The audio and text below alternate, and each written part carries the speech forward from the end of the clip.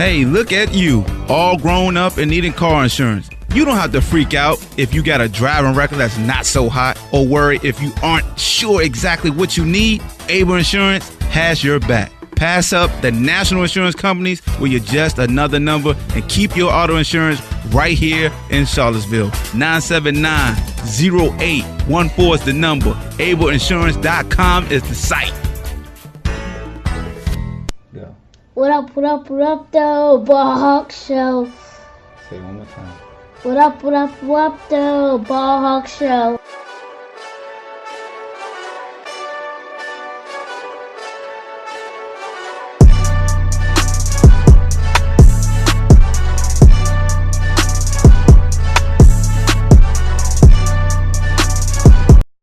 What up, though? Welcome to the BallHawk Show podcast. I'm your host, Ahmad Hawkins. Appreciate you rocking with your boy. So we got to talk about Odell Beckham Jr. And before we do that, make sure I got to salute my sponsors, Able Insurance. Go to ableinsurance.net for all your insurance needs, home, auto, business, life. Holla at Able Insurance. And also, if you're looking in the market for a place to live, holla at my man Connor Murray of Connor Murray Realty. Follow him on Instagram at Connor Murray Real Estate and also Facebook, Connor Murray Realtor. Upscale homes, townhouses, farms, anything you need in the Charlottesville area, holla at Connor Murray. So, got to talk about Odell Beckham Jr. He's in the headlines and on every sports show. And what I'm going to do right now is let you hear what was said on First Take and what was said on Speak for Yourself of people ridiculing Odell Beckham not attending OTAs after day one. So listen to this. Should OBJ be attending Brown's voluntary OTAs? He should be doing exactly what he's doing. This actually is a very good sign from Odell. By the way, why don't we just call them involuntary OTAs? Why are we calling them voluntary? If anyone doesn't show up, they're a bad guy, right? This is Odell's problem right now. Look, the criticism of him is he studying enough, right? But in terms of getting his body in shape, being physically ready to play, no one questions that. So he has a routine. He has a time and a place where he wants to work, right? This goes for a lot of veteran players. Guys have been in the league a couple years. Now, here's the dilemma for them, or at least the problem. What do? They want to get themselves in the best shape to play. They know what that routine is. But if you don't make a nice showing, especially for the press, guys, that's what it's really for, so we can tell the story to the fans. And it's not even about showing up. It's if you don't show up, it's a bad look. So Odell wants to do the right thing, but what's the responsibility? To be the best he can on the field? But if he does that, then it affects his teammates. It becomes a distraction because it becomes a story. So obviously what's happening here is Odell and coach get on the phone. All right, how do we do this? Like, what's the most time I can spend really getting myself ready without becoming a distraction to the team? And they work something out. And the fact is, it's still a little bit of a distraction, but at least this way, he can really feel that he's in the best possible position to help his team. And by the way, guys, to be a good teammate. Have I minimized the distraction? Have I optimized my physical condition? That's what he's trying to do. Max, respectfully, I say you're wrong. You're dead wrong about this.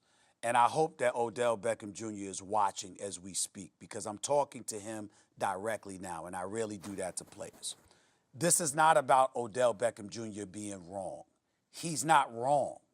But this is about who Odell Beckham is and how he wants his image dissected, how he wants his image presented and disseminated to the masses. The fact of the matter is that Odell Beckham Jr. wasn't traded from the New York Giants for talent reasons. Odell Beckham Jr. wasn't even traded because teammates didn't like him, didn't respect him, or anything like that. That's not why he's gone. He's gone because from an ownership perspective, from a franchise perspective, from a management perspective, from a coaching perspective, he was deemed somewhat of a headache, no matter what they say. When Kitchens, the new coach, a rookie head coach, is there answering questions like that about you before you've practiced, before you've played the game, rather, that could potentially be problematic. They can have all the discussions they want. I assure you, it will turn if Kitchens has to consistently find himself in a position where he's subjected to inquiry about stuff that didn't transpire on the field, because from an optics perspective, it looks like the problems that once were perceived to have existed in New York has now traveled towards Lake Erie in Cleveland. That is what Odell Beckham Jr. has to guard against. It's not anybody castigating him. It's not anybody saying he's a bad guy. It's not anybody questioning his professionalism that really knows him. It's about the outside world causing headaches to people who have dominion to some degree over his career, and he has to be sensitive to that, not just look at it in a vacuum and say, I'm fine, I spoke to the coach, all is good, because they'll cause Odell Beckham headaches too by continuously asking him about stuff like this, which will annoy him. And that's what he has to watch out for. Exactly. You know who's sitting up on their big high horse with a big I told you so grin right now? New York Giants GM Dave Gettleman. This is the reason that they said they were trading Odell Beckham Jr. out of New York, as Stephen A. laid out. They used the word distraction. Now, Max, I don't know how you could know everything that you just said, that it was a perfectly negotiated compromise between distraction and being there for the team. Honestly, I couldn't parse what in the hell Freddie Kitchens was talking about right there. I came away from those two interviews, Freddie Kitchens and Baker Mayfield, thinking, this doesn't sound exactly like getting off on the exact right foot. Now, I'm not hitting a 5-alarm fire here, Max, but I'm going to tell you this. It is a concern, and it's a concern on two fronts. One, how Stephen A. just laid out that it's a distraction. But two, this is a rookie head coach, Freddie Kitchens, who needs to set a standard for the entire team, who needs to send a message that he is in charge, who needs to get everybody, 52 men, pulling in the same direction. And if this is the second day of operation and stars are already getting special treatment, did we not learn a lesson from Pittsburgh? Have we not learned a lesson over and over again about showing that your rules don't apply to certain people? That's not a good foot for a rookie head coach to start out on. These are voluntary. That's what I mean. This is a voluntary workout. So if you're saying the rules don't apply, what you really mean is the rule that's voluntary doesn't apply. Now, the reason I know this about Odell is because I've talked to him, I've communicated with him, and to people who know him about this issue. Not today about this moment, but about this issue. And I know that Odell is very concerned about not being a distraction to people and balancing that with his routine of getting himself in the best position to help his team. But you're right, Will. If he's becoming a distraction, he's not helping his team. That's what I mean by the balancing act. So when Freddie Kitchens says what he says, it's pretty clear. He says, you don't know what kind of conversations we've had, that he and Odell have talked about this. Read between the lines. They've talked about this. I'm sure Odell has expressed that to him. And they try to figure out a way. How can we minimize distraction while maximizing the player? Let's move to Cleveland, where Odell Beckham's where Odell Beckham's time as a Browns OTAs ended almost as soon as it began, with the star receiver taking off after just one day practicing with the team. Yesterday, first-year head coach Freddie Kitchens had to deal with questions about Odell's departure. I've never disputed the fact that it's not important for him to be here, but it's also important for him to be mentally ready to be here. All right, so I'm not giving him an out by any stretch of the imagination. Nobody here knows the conversations that Odell and I have. I'm just saying it's better for him to be here when he can present his best self. Emotionally, physically, everything. You know, when I heard that clip, it reminded me of my mother when my parents divorced and my mother took on a second job to get me and my brother up out of the hood. And I can remember her employer saying, Miss Whitlock, are you mentally ready to come to work today? So I feel so sorry for Odell.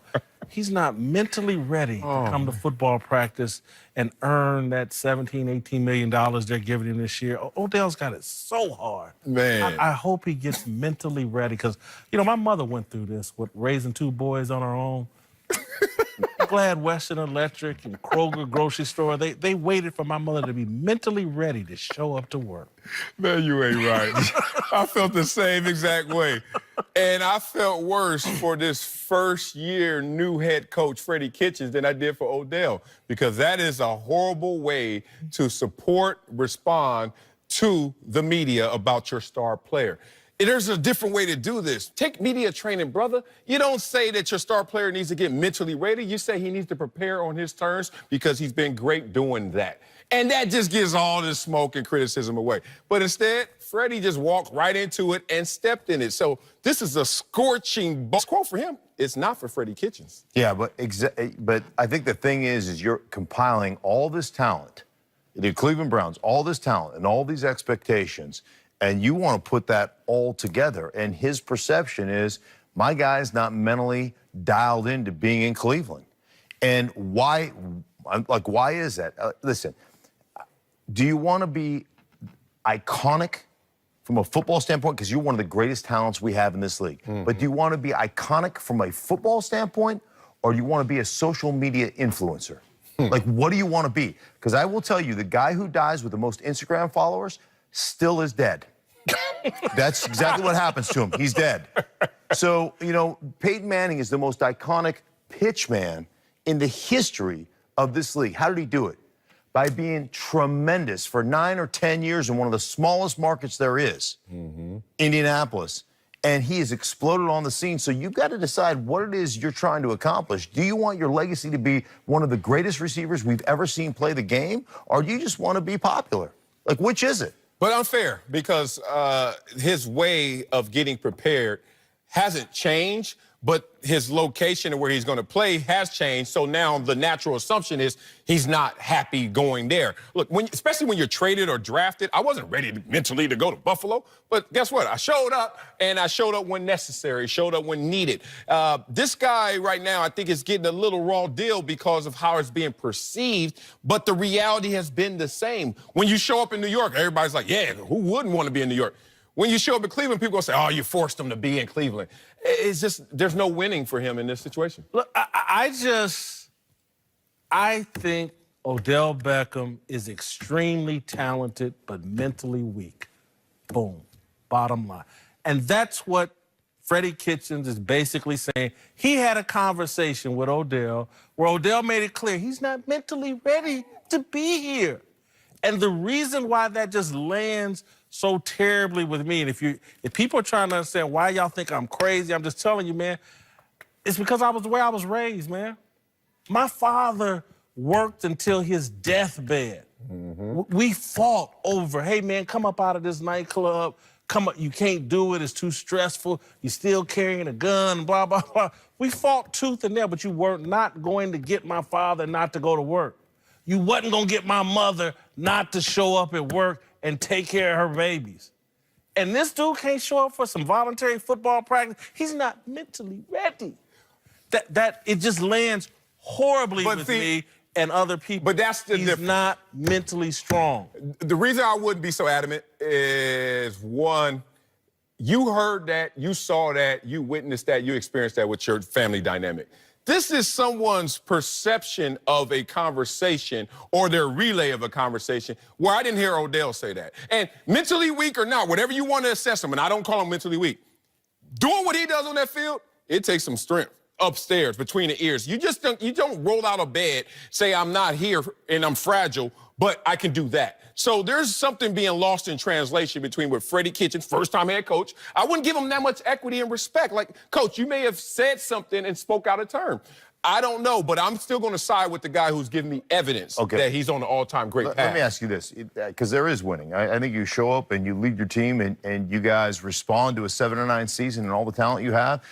There is equity in that. There is winning in that. If you go out and show it and lead by example, I would ask you this. Was Odell not the one that said, you know, we're gonna make this the new New England Patriots? Yeah. Did he not say that? He said it. Who? We? Like you and the turd in your pocket? When are you going to get to, like, what we? What, you ain't there? Like, what we is that? Like, I mean, I'm like, if you're gonna say, hey, man, we're going to win multiple championships and we're going to be great, guess what? The we, that means us collectively, not you guys over there and me over here doing whatever it is I'm doing at the Met Gala. Okay, Like now to me, you forced me in a devil's advocate role more so than what I truly feel. All right. But there is evidence of other teams, even the Patriots, where we are not there. Like, Tom Brady has missed multiple voluntary workouts. After 16 years and multiple MVPs and Pro Bowls and World Championships, I understand where you're coming from, but let's not act like we haven't been on teams before. And we were in the league when none of this even existed, and there still was a Joe Gibbs, you know what Joe Gibbs used to say to us? Like, you don't have to be a part of the offseason programming. You don't have to live here in Washington. You don't have to, unless, of course, you want to make this team. That was the word on the street when I played for. And Joe Gibbs happened to win 3 world championships with 3 different quarterbacks. And look, I'm gonna say this, just like with Tom Brady, we keep throwing out. He's earned the right. He's won the championships. This is a brand new situation Odell's in. True. Give him year 1. Yeah. Let him establish the culture. Help your first-year head coach, your second-year quarterback, your new situation. Help that get the ball rolling, and then next year, do your little diva stuff or whatever. But it just doesn't land right with me, man. I take a lot of pride in showing up to work. So there you have it. You hear Will Kane. You heard Jason Whitlock. You heard Marcellus Wiley. You heard Stink himself, all in disagreement with what Odell Beckham did, and they felt like he should stay in OTAs. For all the people that don't know, OTAs is voluntary. Does everybody understand what voluntary means? You have a choice to be there, and you have a choice to not be there. You cannot be fined. You, in quotation, air quotation marks, you cannot be punished, but you are highly encouraged to attend OTAs, all season training activities. Usually OTAs are for rookies and bubble guys, undrafted free agents, drafted rookies, and the guys who are like your backup and on the bubble of making the roster. I mean, of course, you would want your stars there, but there are instances on various teams where guys would choose to train on their own, guys who know the playbook. The main thing about Odell Beckham is it's a new team. He was traded for the New York Giants. He got a first-year head coach.